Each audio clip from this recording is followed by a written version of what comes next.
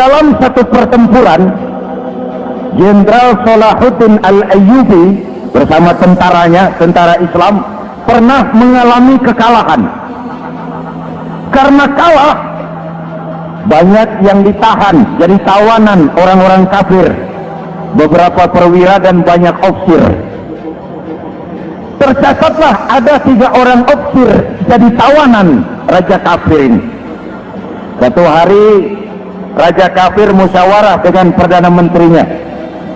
Perdana menteri, saya tuan raja, ini tawanan Islam ini enaknya diapain? Kalau enaknya sih dibunuh saja tuan raja, selesai urusan. Soal bunuh sih gampang perdana menteri. Maksud tuan raja, bujuk saja agar dia meninggalkan Islamnya, ikut ke agama kita, nanti kita kasih hadiah. Begitu? Iya, baiklah. Besok saya sidang 3-3-nya. Besoknya ini 3 ofisir disidang di tempat terbuka langsung oleh perdana menteri. Mula-mula dipanggil ofisir pertama. Ofisir pertama, ya perdana menteri, sini. Baik. Kamu tahu kamu siapa? Tahu. Siapa kamu? Tawanan. Iya, kalau tawanan bisa diatur kan? Diatur bagaimana?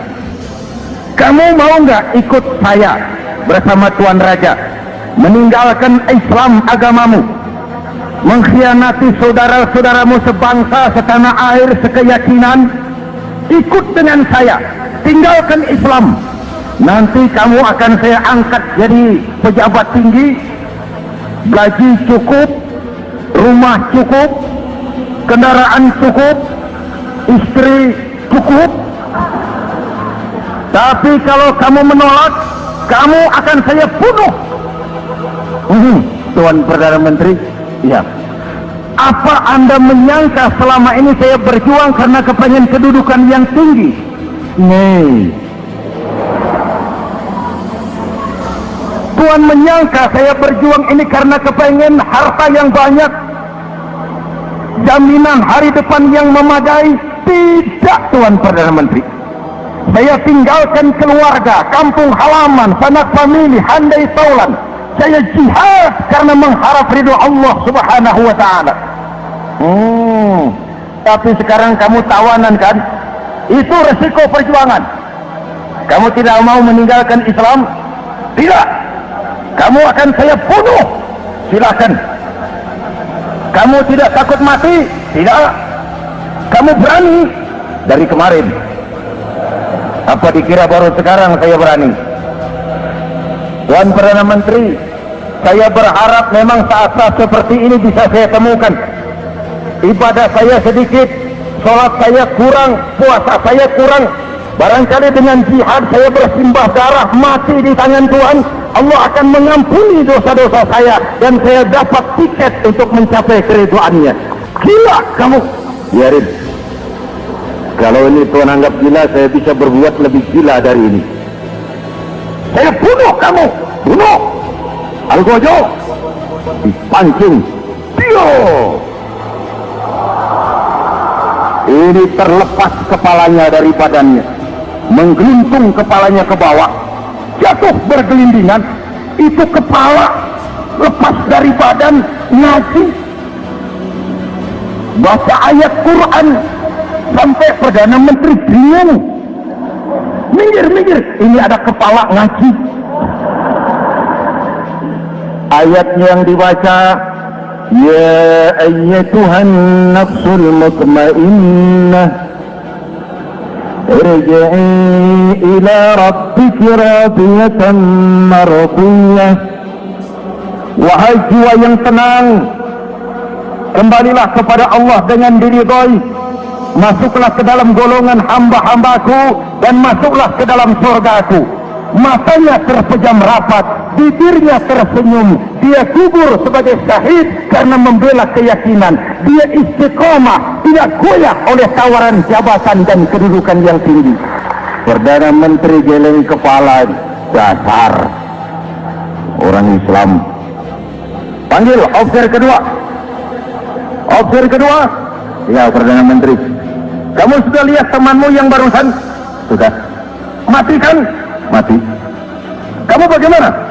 mau tetap berjuang untuk Islam atau ikut kami?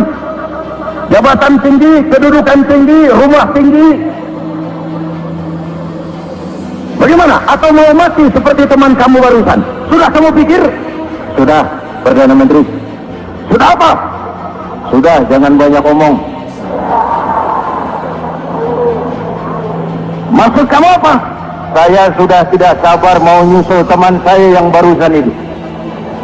Saya tidak bayangkan bagaimana dia disambut oleh malaikat di surga, disambut oleh para bidadari di surga, menggapai ridho Allah. Oh, Perdana Menteri, sudah jangan banyak omong. Kalau mau potong, potong saya.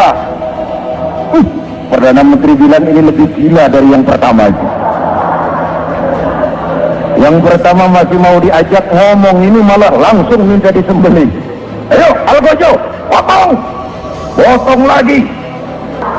Terpisah lagi kepalanya dengan badan, jatuh ke bawah, menggeluntung, ngaji lagi. Ayatnya yang dibaca, wujuhun yawma idzin nadirah ila rabbiha nazirah.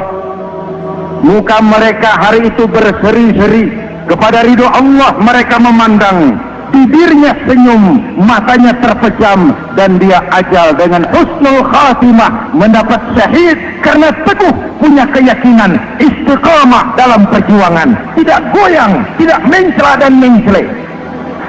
Officer ketiga, sini. Siap, siap, Perdana Menteri. Kamu sudah lihat nasib dua orang teman kamu? Sudah. Mati kan? Mati.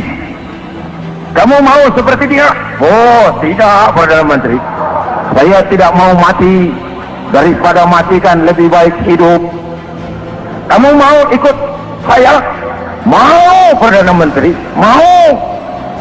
Gaji besar, rumah besar, kendaraan besar, istri.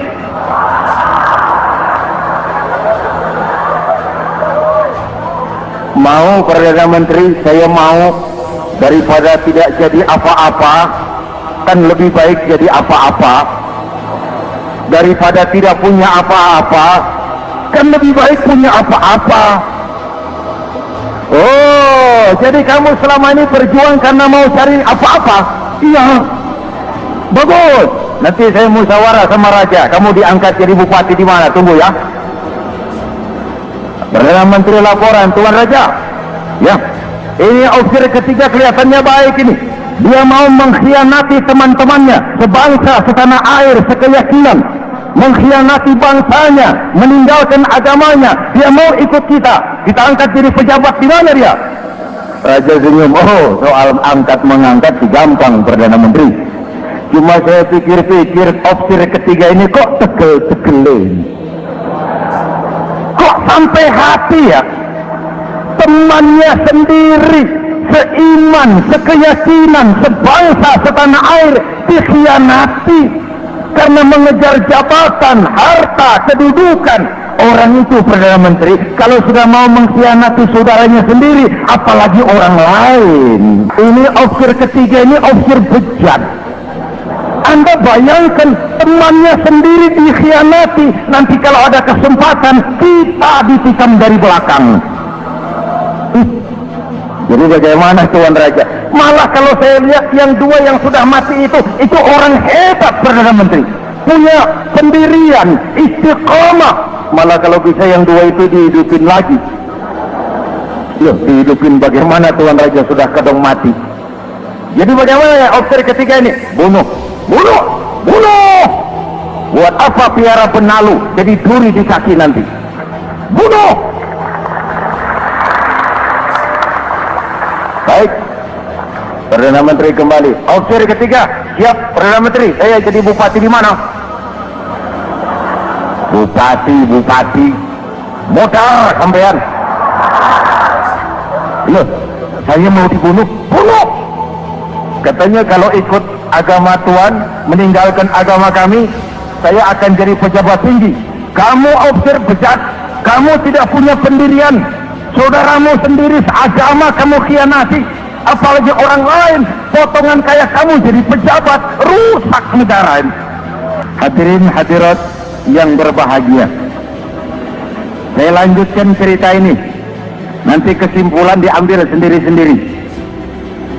Jadi saya mau dibunuh, Tuan Perdana Menteri. Ya, kamu mau dibunuh. Tidak jadi pejabat? Tidak. Kamu bejat. Bejat kok mau jadi pejabat? Nanti juga kalau kamu jadi pejabat, paling kerjamu memperkaya dirimu sendiri, paling banter keluargamu dan golonganmu, rakyat tetap saja tidak terurus. Paling-paling kamu kalau sudah jadi pejabat tinggi, kerjamu cuma membuka, meresmikan, berkunjung, meresmikan, membuka, meresmikan, berkunjung. Nah, kapan kamu ngurus rakyatnya? Bejat kamu. Jadi saya dibunuh, bunuh. Iyalah, kalau mau dibunuh ya saya bunuh, tapi saya mau Islam lagi ya. Terserah, mau Islam lagi mau tidak, kamu tetap akan dibunuh. Iya, saya mau Islam lagi. Ayo cepat. Iya Pak, saya mau syahadat dulu. Cepat. Iya Pak, asyhadu macet lehernya. Ayo cepat. Iya Pak, asyhadu tidak bisa mengucap syahadat. Ayo cepat. Iya Pak, asyhadu tidak tuntas mengucap syahadat, golok algojo keburu sampai di lehernya.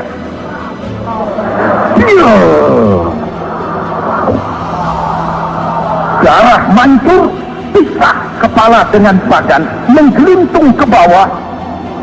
Ngaji lagi. Dia bekas santri, masih bisa ngaji. Cuma ayat yang dibaca lain sama dua temannya tadi. Ayat yang dibaca, afaman haqqa alaihi kalimatul azab, afaman haqqa alaihi kalimatul azab, afa anta tunkizu man finnar.